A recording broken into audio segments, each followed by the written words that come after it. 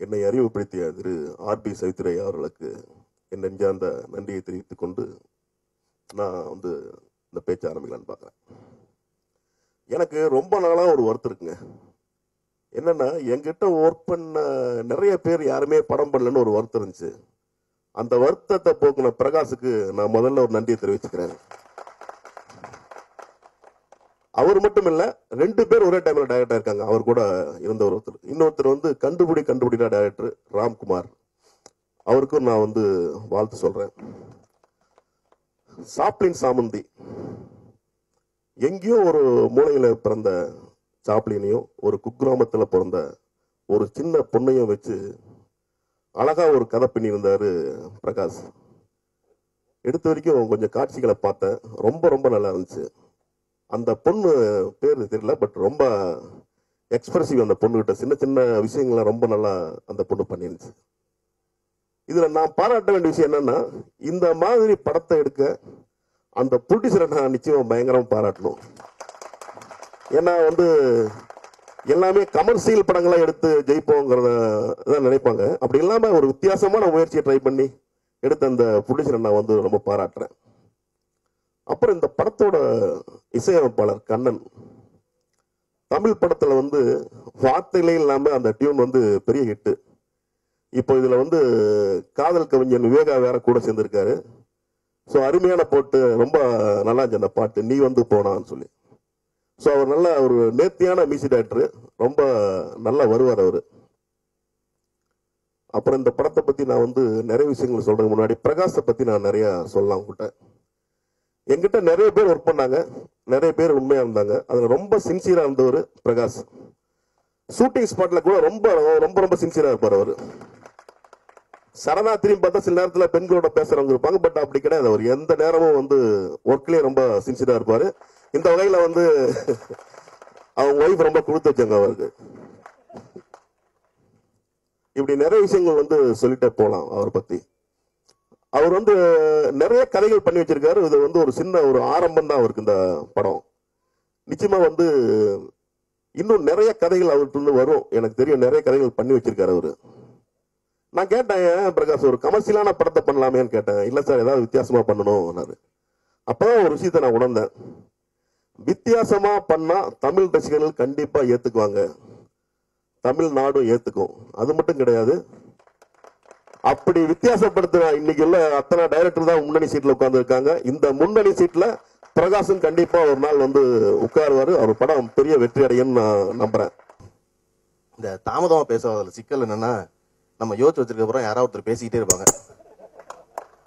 நான் வந்து பொதுவாக எனக்கு அப்படி போய் அந்த ஸ்பான்டேனியஸா பேச வராங்கிறதுனால குறிப்பெடுக்காம போறது இல்லை இந்த நிகழ்ச்சிக்கும். நான் கையில் வச்சிருக்க குறிப்பு பார்த்துட்டு பக்கத்தில் ஸ்டான்லி சொன்னாரு, ஏங்க நீங்க என்னங்க எழுதிட்டுலாம் வந்திருக்கீங்க அப்படின்னாரு. ஏங்க நீங்க என்ன சொல்றீங்க, அங்க பாருங்க பாக்கியராஜ் சார் எழுதிட்டு வந்திருக்காரு அப்படின்னா. ஏன்னா வாலசேகர் சொன்ன மாதிரி அவரை பார்த்து பழகுனதான் இவங்க வந்து எழுதாம போகக்கூடாது நிகழ்ச்சிக்குன்னு. நம்ம ஜனான் சொன்னாரு வந்து பெர்னாட் ஷா சொன்னதை பத்தி. அது சம்பந்தமா இன்னொரு செய்தி இருக்கு. அதனால பெர்னாட் ஷா வந்து உலகத்துல வந்து பயங்கர நக்கல் பிடிச்சால் பெர்னாட் ஷா தான். பெர்னாட் ஷா வந்து ஒரு நடிகைக்கும் அவருக்கு நடந்த உரையாடல் ஒன்று இருக்கும், எல்லாருக்கும் தெரிஞ்சிருக்கும். ஒரு அரங்கத்தில் இந்த மாதிரி விழாவில் உட்காந்துருக்கும் போது பெர்னாட் ஷா ஒரு பெரிய அறிவாளி, எல்லாவற்றையும் ரொம்ப சினிக்கலா பார்த்த ஒருத்தர். பக்கத்தில் உட்காந்த நடிகைக்கு ஆச்சரியமா இருக்கு. பெர்னாட் ஷா ஒரு அழுக்கன், குளிக்க மாட்டார். அவர் குளிக்காத காரியம் குளிக்கிறது, ஒரு பெரிய தாடி, அப்படி உட்காந்துக்கிட்டு இருக்கும்போது ஆனாலும் அறிவு தானே கடைசியில வந்து அழகு. அப்படி அந்த பக்கத்துல இருக்க அந்த ஹாலிவுட் நடிகை வந்து வியந்து பாக்குறா பெர்னாட் ஷாவை. என்னடா இப்படி ஒருத்தன் இருக்கான், நம்ம பக்கத்துல உட்காந்து திரும்பவே மாட்டேங்கிறானே அப்படின்னு ஏதேதோ வகையில அவரை சரி பண்ண பாக்குறா. அவர் மதிக்கவே மாட்டேங்கிறாரு. அப்புறம் கடைசியில் சொல்றா, இல்ல நம்ம 2 பேரும் கல்யாணம் பண்ணிட்டா எவ்வளவு சிறப்பா இருக்கும், உங்க அறிவோடையும் என் அழகோடையும் ஒரு புள்ள பிறக்கும் இல்லையா அப்படின்னா பெர்னாட் ஷா முறையா திரும்பி அவளை பார்த்து சொன்னாராம், எல்லாம் சரிதாமா, மாறி அறிவோடையும் ஏன் அழகோடையும் பிறந்துட்டா என்ன ஆகும் அந்த புள்ள. அப்படி ஒரு நக்கல் உள்ள ஆளு பெர்னாட் ஷா. பெர்னாட் ஷா எவ்வளவு நக்கல், அவர் ஐரிஷ், எழுதுனது பூரா இங்கிலீஷ்ல. ஆனா இங்கிலீஷோட 26 எழுத்து பத்தல, இந்த மொழி குறைபட்ட மொழின்னு சொல்லி தன் சொத்தின் ஒரு பங்கை வந்து ஆங்கில மொழியினுடைய மேம்பாட்டுக்காக எழுதி வச்சுட்டு செத்து போனவன். இதோட ஒரு அவமானப்படுத்தவே முடியாது இங்கிலீஷ். அப்படி இருந்த ஒருத்தன். அந்த பெர்னாட் ஷா ஒருத்தன் தான் உலகத்திலேயே ஆஸ்காரும் வின் பண்ணவன், நோபல் பிரைஸ் வின் பண்ணவன். ஒரு யாருமே வின் பண்ணதில்லை. சினிமாவில் பிக்மேலியனுக்காக ஆஸ்காரும் வின் பண்ணாரு, நோபல் பிரைஸ் வின் பண்ணாரு, 2 வின் பண்ண ஒருத்தன். அதனால அதாவது சார்லி சாப்ளின் வந்து ஒரு மிகப்பெரிய மேதை, is only genius who came out of film இண்டஸ்ட்ரின்னு சொன்னது பெர்னாட் ஷா. யாரோ ஒருத்தர் சொல்லல, ஆஸ்காரும் நோபலும் வாங்கின பெர்னாட் ஷா சொன்னாரு சார்லி சாப்ளின் பத்தி. அப்படிங்கிறத முக்கிய செய்தி. சார்லி சாப்ளின் வாழ்க்கை முழுக்க சுவாரஸ்யங்கள், 1917 முதல்ல வந்து $1 மில்லியன் சம்பளம் வாங்கின முதல் நடிகன் சாப்ளின் தான். 13 தான் நடிக்க வரான், 17 வந்து $1 மில்லியன் சம்பளம் வாங்கிடுறான். 4 மனைவி, 11 பிள்ளைய, எல்லா நேரமும் தன்னை விட 2 மடங்கு வயது குறைந்த பெண்ணை தான் கல்யாணம் பண்றான். அவருடைய திருமணம் 54 வயதுல வந்து 4வது திருமணம் நடக்கும்போது மணமகளின் வயது 17. அவளோட சேர்ந்து வாழ்க்கை நடத்தி இப்ப 8 பிள்ளை பெறான் சார்லி சாப்ளின். ஆஸ்கார் முதல்ல அறிவிக்கப்பட்ட முதல் ஆஸ்கார்ல ஒரு ஆஸ்கார் வாங்குறாரு சாப்ளின். வாங்கின ஆஸ்கார் 1929 வாங்கின ஆஸ்காரை வந்து தன் வீட்டினுடைய கதவு வந்து காத்துல அடிபட்டுறாம இருக்கா ஆஸ்கார் விருதை கொண்டே வைக்கிறாரு. அதுக்கு தான் பயன், வேற ஒன்றும் பயன் இல்லைங்கிறாரு அவரு. இதை சொன்னாருங்கிறக்காகவே ஆஸ்கார் விருதுக்குழு வந்து அவரை தொடர்ந்து புறக்கணிச்சுக்கிட்டே இருக்கு. கிட்டத்தட்ட வந்து 43 வருஷங்களுக்கு 43 வருஷங்களுக்கு தொடர்ந்து சாப்பிட்ட படங்கள் எதுவுமே நாமினேட் பண்ணப்படவே இல்லை. ஒரே ஒரு படம் மட்டும் தான் நாமினேட் பண்ணப்படுது. அதை அவருடைய மகன் சொல்றான் தன்னுடைய சுயசரிதையில, என் அப்பா இப்படி சொன்னாரு, அது என்ன கடைசியில கதவை வந்து அடிக்காம இருக்க தான் பயனுள்ள ஆஸ்கார் விருதுன்னு, அதனால அவரை சேர்த்துக்கவே இல்லைன்னு. அப்படி தொடர்ந்து புறக்கணிக்கப்பட்ட சாப்ளின் வந்து திருப்பி தன்னுடைய 1972 தான் அடுத்த ஆஸ்கார் வாங்குறாரு. இப்படி ஒரு வாழ்க்கை முழுக்க வந்து வேற வேற வேற வேற சுவாரஸ்யங்கள் நிறைஞ்சிருக்கு. ஆனா இந்த முதல்ல வந்து சாப்ளின் அடையாளம் இருக்குல்ல, இந்த அடையாளம் வந்து சாப்ளின் தேடிக்கிட்ட அடையாளம். அவருடைய தொப்பி, அவருடைய கோட்டு, அவருடைய பேக்கி பேண்ட். அவர் என்ன சொல்றாரு, 3வது படம் நான் நடிக்கிறேன், 2வது படம் நடிக்கும் எனக்கு ஒரு பதட்டம் இருந்துச்சு. என்னது நமக்கான அடையாளமே இல்லாம இருக்கு, ஏதாவது ஒரு அடையாளம் வேணுமே, என்ன அப்படிங்கும்போது டேரக்டர் சொல்றாரு கொஞ்சம் காமெடியா தெரியும், ஏதாவது பண்ணிட்டு வா அப்படின்னு. அங்க இருக்க வார்ட்ரோப்ல போய் தேடுறாரு என்ன செய்யலாம்னு. எல்லாவற்றையும் எதிர்முறை நான் செய்வோங்கிற முடிவுக்கு வர்றாரு. இறுக்கமான ஒரு கோட்டு, ரொம்ப தொளன்னு ஒரு பேண்ட், ரொம்ப சின்ன தொப்பி, பெரிய ஷூ, இப்படி எல்லாம் மாறி மாறி போட்டுக்கிட்டு பார்த்தோம்னா அவர் தோணுது இது ஏதோ ஒர்க் அவுட் ஆகும் போல இருக்குன்னு தோணுது கண்ணாடியை பார்க்கும்போது. அப்போ ஒரு மீசை வச்சுக்கிட்டா நல்லா இருக்கும், வயசானவரா தெரியும்னு சொல்றாங்க. அப்ப பெரிய மீசை வச்சுக்கிட்டா நம்முடைய முகபாவங்களை எல்லாம் வந்து தெரியாம போயிடும், நம்ம ஒரு நல்ல நடிகர் பேர் வாங்க வந்திருக்கோம், அதனால ஒரு குட்டி மீசை வச்சுக்கோன்னு முடிவு பண்ணி அந்த சின்ன மீசை எடுத்து வச்சுக்கிறாரு அவர். வச்சுக்கிட்டு அப்ப சொல்றாரு, அது வச்சு கண்ணாடியில பார்த்த உடனே தோணுச்சு இது சரியா வந்துடும், வாழ்க்கை பூரா நம்ம இதே வந்து மெயின்டைன் பண்ணிடலாம் தோணுச்சு. தோணுன இடத்துல இருந்து நான் அரங்கத்துக்கு நடக்கிறதுக்குள்ள அங்க சாப்ளின் பிறந்துட்டான்னு எழுதுறாரு அவருடைய சுயசரிதையில் அவர். என்னன்னா அதற்கப்புறம் அதுதான் ஒரு அடையாளம் ஆனிச்சு. சாப்ளினுக்கான ஒரு மார்வேட போட்டி நடக்குது, அதுல சாப்ளினும் கலந்துக்கிறாரு. கலந்துகிட்ட சாப்ளின் 3ஆம் பரிசு வென்றாரு. அவருடைய வாழ்க்கையில் கிட்ட மிகப்பெரிய பாராட்ட அவர் அதை சொல்றாரு. நான் அந்த போட்டியில 3ஆவது பரிசு வாங்கினேன். கடைசி வரையும் அந்த தொப்பியும் அந்த மீசையும் அந்த கோட்டும் அந்த தொலை பேண்ட்டும் அடையாளம் ஆயிடுச்சு. இந்த படம் இவ்வளவு 100 காலம் கழிச்சு சாப்ளினுக்கு அப்புறம் வர்ற படத்துலையும் வெறும் சாப்ளின் சாமந்தின்னு சொன்னா அந்த பொண்ணுக்கு கிடைக்கிறதுக்காக அந்த தொப்பிக்கும் அந்த கைத்தடிக்கும் அந்த மீசைக்காக அந்த பொண்ணு போறதா அந்த கதைன்னு இருக்கு இல்லையா, அது சாப்ளினுடைய வெற்றியா மட்டும் இல்லாம சாப்ளின் சாமந்தியுடைய வெற்றியாகவும் மாறணும்னு நான் நம்புறேன், எதிர்பார்க்கிறேன், வாழ்த்துறேன். ஒருத்தன் வாழ்க்கையில இவ்வளவு சுவாரஸ்யம் இருக்க முடியும், இவ்வளவு தூரம் கடந்து ஒருத்தன் வந்திருக்கான். வந்தவனை வந்து எனக்கு பிரகாஷ் வந்து என் அலுவலகத்துல வந்து பேசும் பொழுது பொதுவாக எல்லாருமே வந்து வித்தியாசமான படம்னு சொல்றது ஒரு மனநோய். இப்ப அதுக்கப்புறம் போனதுக்கு அப்புறம் தான் தெரியும் ரொம்ப பதட்டமா இருக்கு படம் ரிலீஸ் ஆனா. காரணம் எந்த சேனல் போனாலும் அதே டைரக்டர், அதே நடிகன், அதே ப்ரொடியூசர் வந்து பேசிக்கிட்டே இருக்கான். எல்லாருமே வித்தியாசமான படம் அவ்வளவு பேரும். ஆனா படம் அப்படி இருக்க மாட்டேங்குது. பிரகாஷ் எனக்கு பார்க்க ரொம்ப என்ன பிடிச்சிருந்துச்சுன்னா, சார் நான் ஒரு படம் பண்ணிருக்கேன்னு ஆரம்பிச்சாரு.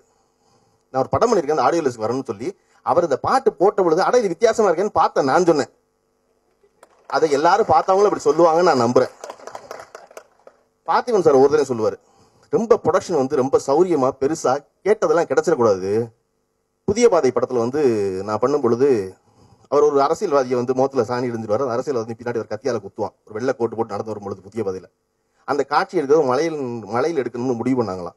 எடுக்கணும்னு முடிவு பண்ணும் பொழுது எவ்வளவு தண்ணி வேணும் கேட்டா, இவர் முதல் படம் டைரக்ஷன், எவ்வளவு தண்ணி வேணும் கேட்க தெரியல. 1 லாரி தண்ணி கொடுங்க, போதும் இல்ல விட்டுருங்க, போதும். இப்போ 1 லாரி தண்ணியை கொண்டு ஒரு 4 ஷாட் ரீடேக்லாம் போட்டு எடுக்கிறக்குள்ள தண்ணி தீர்ந்து போச்சு. சார் இன்னொரு லாரி சொல்லுங்க அப்படின்னா அந்த ப்ரொடக்ஷன் எக்ஸிக்யூட்டிவ் சொன்னாரா, இல்லங்க நீங்க 1 லாரி கேட்டீங்க கொடுத்தாச்சு, இப்படித்தான், இதுக்கு தான் புது டேரக்டர்லாம் படம் கொடுக்க கூடாதுங்கிறது அப்படின்னு ஆரம்பிச்சாரா. சரி விடுங்க, ஏன் தண்ணியில இருக்கேன் எவ்வளவு பேசுறீங்க அப்படின்னு விட்டுட்டு இப்ப அசிஸ்டன்ட் பூரா மரத்துல ஏத்தி கையில இருக்க வாளியை கொடுத்து ஒரு ஸ்டார்ட் கேமரா சொன்னோன்னு கையில இருக்க டம்ளர்ல எடுத்து மரத்து மேல ஊத்தணும். ஊத்துனா கேமரா ஓடும்போது சொட்டு அங்க விழுகும், மழை விட்டுருச்சு அப்படிங்கிற மாதிரி சீன் எடுக்க ஆரம்பிச்சாங்களாம். படம் பார்த்த எல்லாரும் சொன்னாங்களாம் பார்த்திபன்ட்ட பிரமாதமா இருந்துச்சு. இப்படி மழை விட்டு சொட்டா அடமழை விட்டாலும் செடி மழை விடாதுங்கிற மாதிரி சொட்டா விழுறது இதை பார்க்கவே இல்லை சார் அப்படின்னாங்களாம். அதை சொல்லிட்டு பாக்கிற சாரி பார்த்திபன் சார் சொல்லுவாருங்கிட்ட, அப்படி ப்ரொடக்ஷனுடைய கன்ஸ்ட்ரெயின்ட்டோட படம் தான் நம்ம நல்லா வரும்னு சொல்லுவாரு. இந்த படத்துல பாட்டு காதல் காட்சி பார்க்கும்போது இந்த தயாரிப்பாளர் எல்லோரும் பாராட்டினீங்க இந்த படத்துக்காக, ரொம்ப பெரிய விஷயம் இப்படி படத்தை எடுக்கிறது.